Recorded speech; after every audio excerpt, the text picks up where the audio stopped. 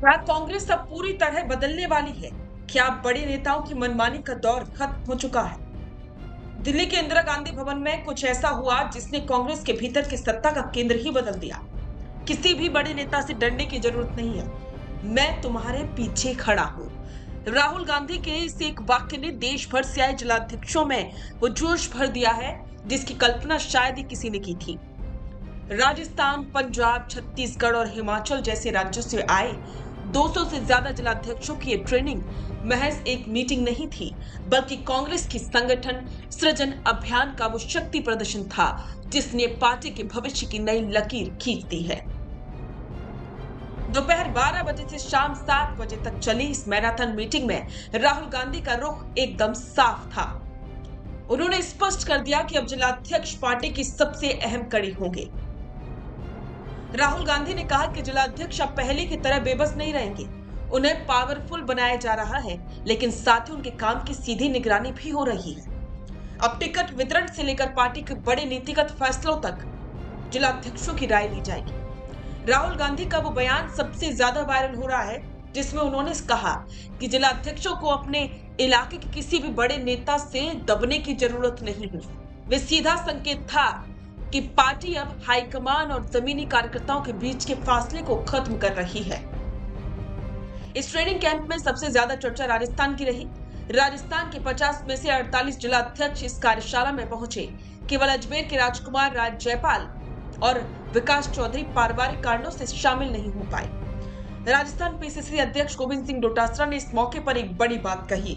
उन्होंने कहा कि ये हमारे गर्व की बात है कि संगठन सृजन अभियान के जरिए आए इन जिलाध्यक्षों को अब टिकट वितरण में भी भूमिका दी जाएगी।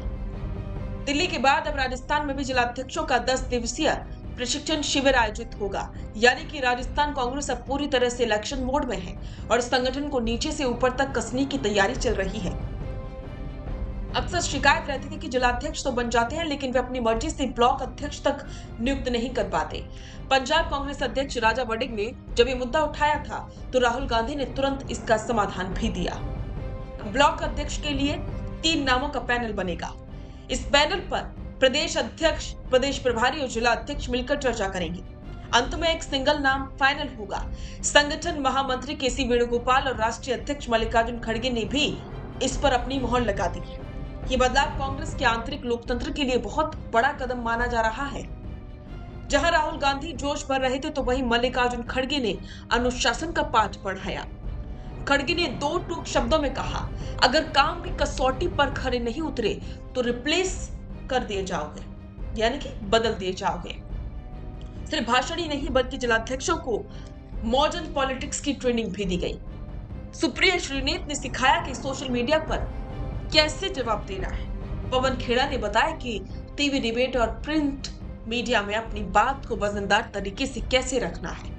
यानी कि कांग्रेस सब हर जिले में अपना एक प्रवक्ता तैयार कर रही है जो बीजेपी के नैरेटिव का मुकाबला कर सके।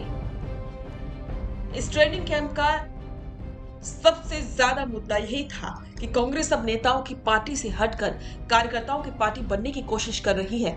जिलाध्यक्षों को टिकट वितरण की शक्ति देना और उन्हें सीधे राहुल गांधी से जोड़ना पुराने स्थापित बड़े नेताओं के लिए एक चुनौती भी है और एक संकेत भी।